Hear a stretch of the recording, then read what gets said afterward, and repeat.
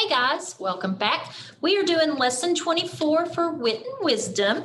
Remember, our essential question is, what can we discover about animals' unique features?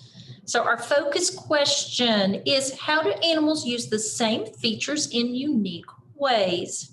Our content framing question is, what is the essential meaning of young hare? So that means the overall meaning, okay?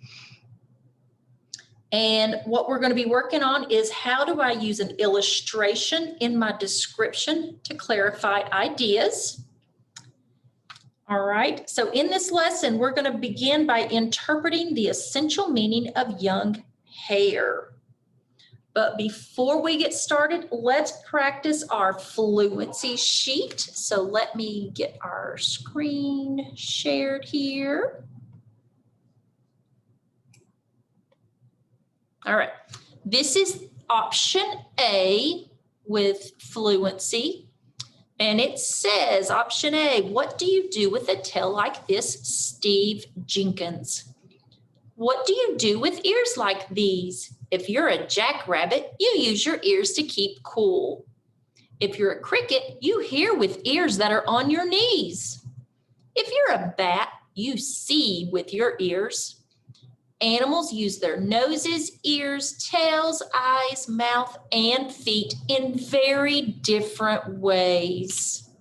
So that is option A.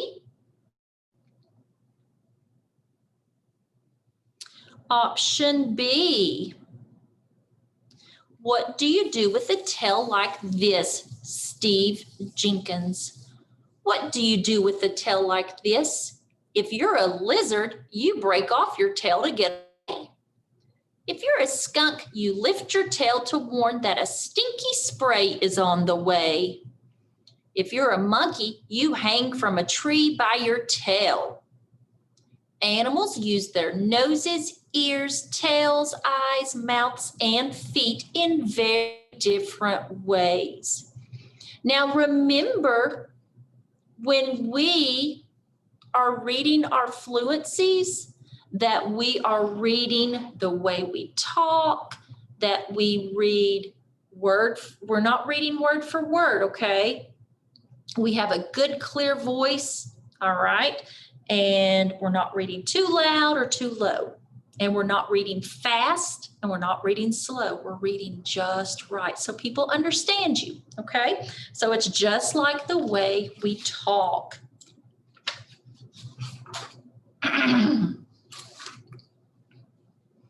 So let's think about our focus question and our content question for a moment. So our focus question said, how do animals use the same features in unique ways? So let's think about that. Unique. I want us to look at that word unique. What does unique mean? Well, remember, it's not like anything else. It's one of a kind, all right? It's just one of a kind. And so we're going to be discussing what makes young hare a unique artwork. Okay, we're going to do looking at that artwork, and we're also going to be creating unique illustrations to add to your work. So let's look at our hare. So I'm going to share my screen again.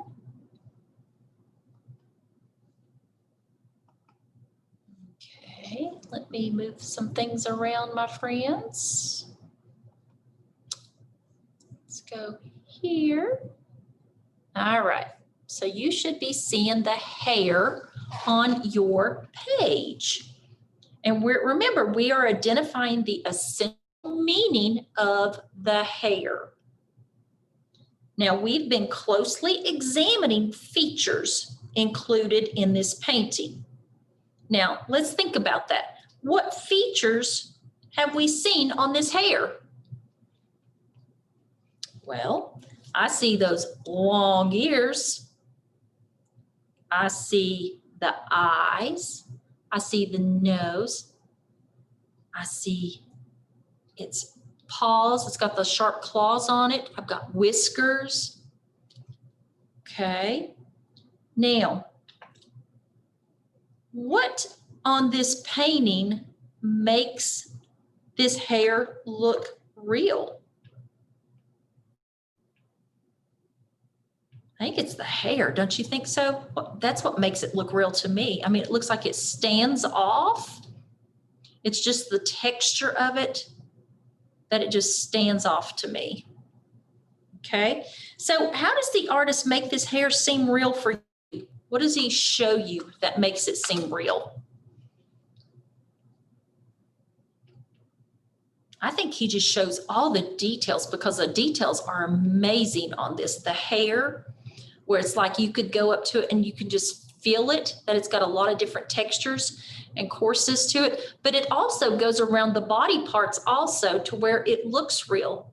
And then the rabbit's ears, it looks softer and smoother there than it does on his body. But his ears are longer too to help keep him cooler. Then you've got the long whiskers coming out of his face there. And he's got the eyes that are steel and the nose probably that's twitching and it's cold. He's used a lot of different colors to show depth. But it just looks like that hair could just leap off the page at us, doesn't it? So let's think about this. What makes this painting interesting or unique? I'm thinking it's unique because of all the details. He's got a lot of details going on in this. I mean, he's got it down to the points on the claws and the glassiness of the eyes and everything. But he's even got where the hair is sitting very still. It's like you would see a hare or rabbit in your yard, how it sits very still if it senses danger, right? Because normally rabbits and hares hop around everywhere, but not this one. It's sitting very still. And this pose makes it look like it might jump at any second because it's like it senses something.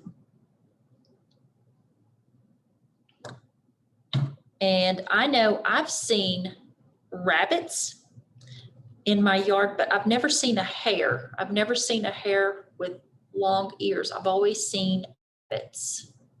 So that's kind of interesting, isn't it? And I don't think I've actually looked at their toenails either. I always think of rabbits as cute and fuzzy little things, and that one's got toenails. I don't know why I noticed that, but I did. Okay. Now that we have examined how Durer added details to his art, you're going to try to figure out how to add details to your own illustration. Okay. So let's think about one of the animals in the text. Think about any of the animals in the text that we've talked about. All right, let me stop sharing there. And let's think here.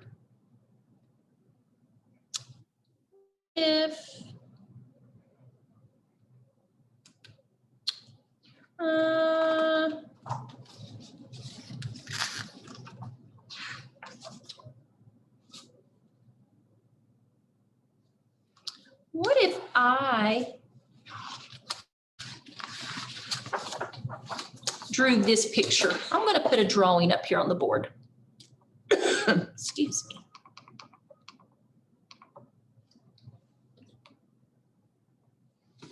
Okay.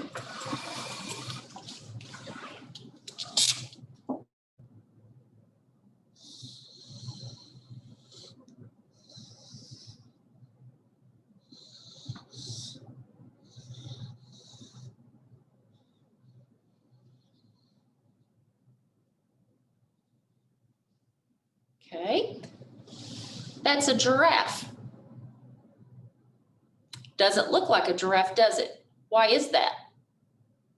Because it doesn't have a lot of the details on it, right? So details are very important. So this is my drawing 1. Let me show you a different drawing.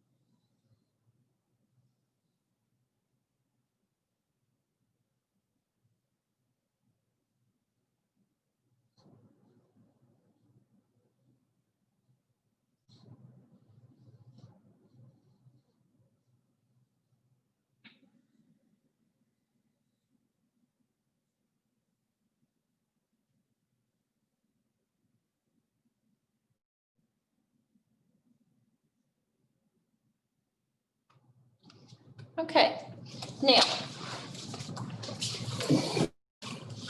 do you see a difference between those two drawings? You do, don't you?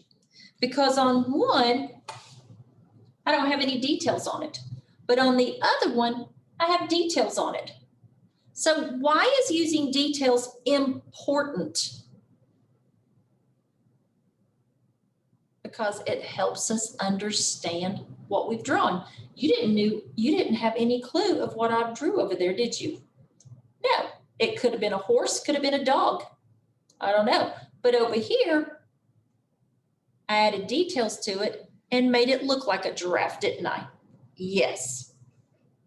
Okay, so remember when you are drawing or adding illustrations to your animal, that you need to make sure that you add the details to clarify what it is. So details make it interesting to a reader as well as teach your readers a little bit more. So your illustrations are going to go in your response journal. So your journal, you are going to draw a picture of one of the animals that we've been talking about. All right. We've written our informative paragraphs about a platypus and an elephant.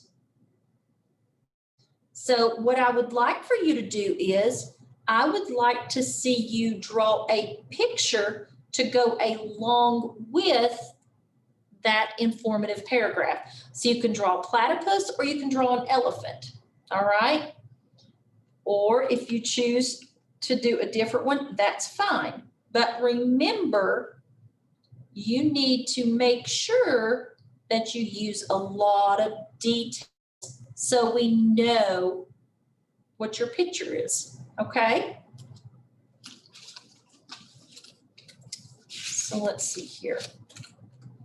So remember, why is it important to add detailed illustrations to our writing? Because it helps the reader understand and learn more. Great. Okay, so let's talk about categorization with attributes.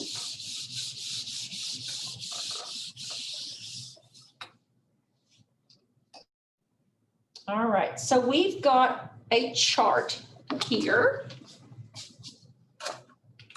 right here.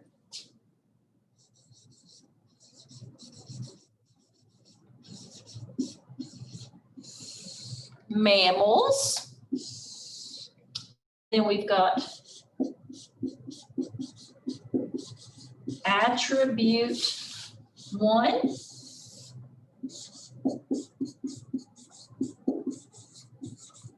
Attribute 2. Okay, so So we're going to talk a little bit about some mammals. Do you remember what a mammal is? Remember, a mammal is an animal that has hair and does not lay eggs, such as a dog, a whale, and humans, us, okay? So a cat is a mammal, and an elephant is a mammal. So let's think about mammals in our books here. In our book here that we've just read, what do you do with a tail like this?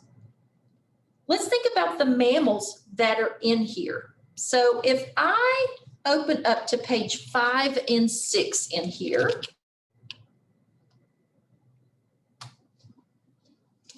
five and six, okay?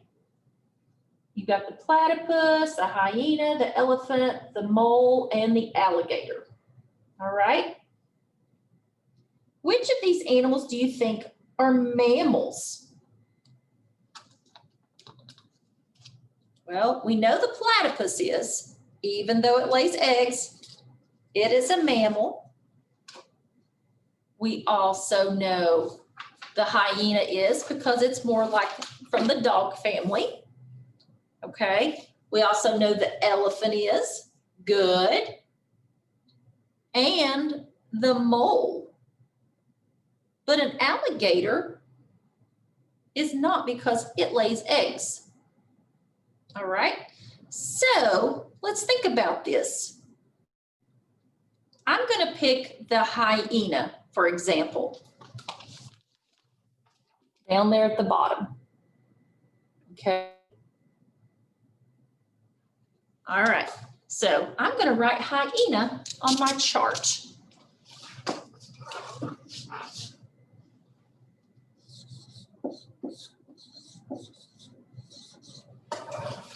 Okay. So let's think about an attribute. Now, an attribute are features or characteristics that make it unique. So think about the hyena. What makes it unique? So if I show you that picture again, what makes that hyena unique? It's got 4 legs, right? Okay. What else do you see? It has whiskers. So that's 2 attributes. So has 4 legs, has whiskers. Great. Okay. So let's think about another animal on this page that is a mammal. What about the elephant? Ooh, that's an awesome one, the elephant.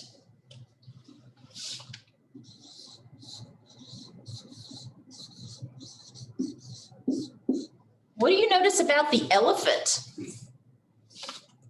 Think about that elephant. What do you notice? I notice it's got a big trunk and big ears, right? So a trunk and has large ears.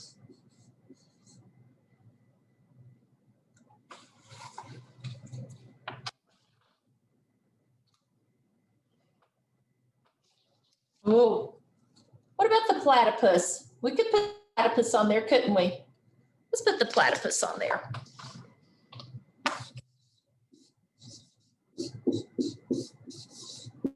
What did we notice about the platypus? It has a bill. Let me put a bill. And it has webbed feet.